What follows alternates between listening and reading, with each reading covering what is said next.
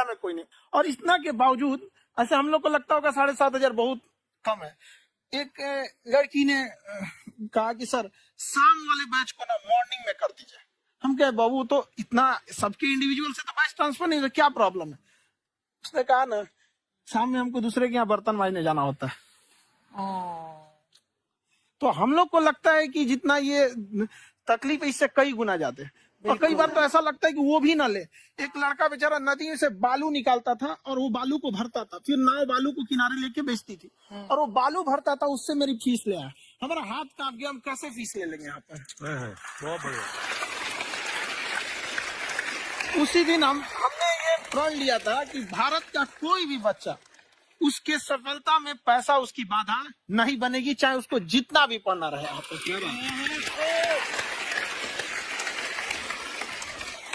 और अर्चना जी, मैं इनके बारे में एक बात, खान सर आपके बारे में मैं एक बात कहना चाहता हूँ।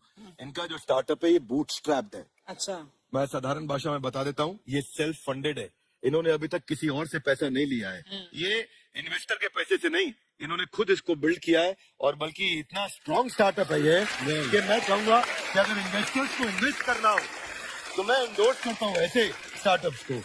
यही सब चीजों को देखते हुए कई लोगों ने धमकी भी दिया था वहां पर। अच्छा। और उसके बाद बम चला दिए और 7-8 बम चला दिए और कुछ ब्लास्ट हुआ। एक बेचारा नया नया लड़का आया था एडमिशन लेने के लिए, उसकी स्कूटी उड़ा दिया। पढ़ने आए थे, हमारा स्कूटी हमारी ऑफिस उड़ा दिए सब। एक तो पास में आके गिरा और नहीं फटा।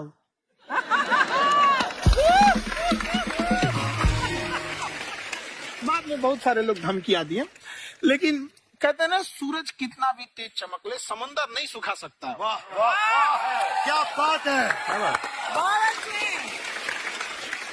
मैम एक्चुअली ये फीस कम करने का एक और रीजन है। 2.5 लाख 3 लाख की जो फीस में सब लोग पढ़ाई अफोर्ड नहीं कर पाते। इसलिए वो कुछ ही लोग अफोर्ड कर पाते हैं, तो उनका मेंटल लेवल तो बहुत ऊपर चला जाता है। लेकिन एक पूरे देश का मेंटल लेवल थोड़ा सा स्टेबल नहीं हो पाता। तो जब फीस कम रहेगी तो हर वो लड़का तैयारी करने के लिए आगे आएगा जिसका सपना है देश के लिए कुछ करने का। सीटें लिमिटेड हैं, उन्हें को मिलेगी, लेकिन जिन्हें नहीं मिलेगी उसे मिलेगा देश का एक जिम्मेदार नागरिक। तो इस देश को बदलना।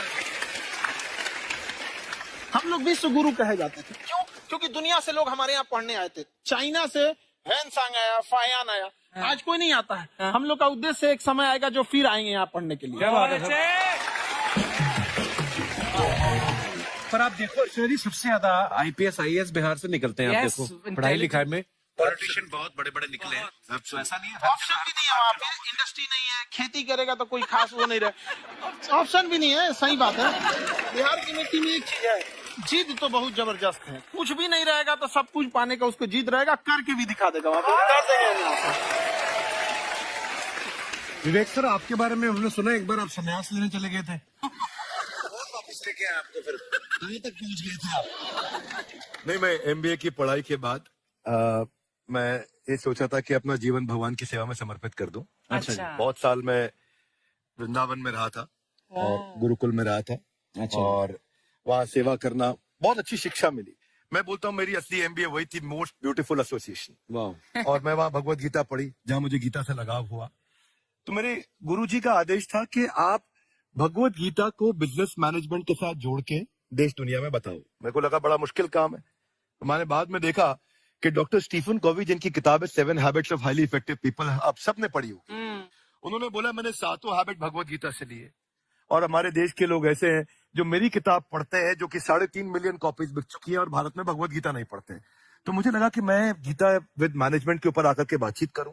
मुझे लगा बहुत कठिन होगा, पर मेरे गुरुजी का आदेश था कि कठिनाई आपको तभी तक दिखेगी जब कठिनाई को देखोगे। तो एक छोटा उन्होंने मुझे बताया, पूछा कि इस कमरे में लाल रंग कितनी जगह है, देखो आप भी एक बार जरा देख के बताओ। कुछ 7-8 जगह लाल रंग दिख रहा है यहाँ पे आपको।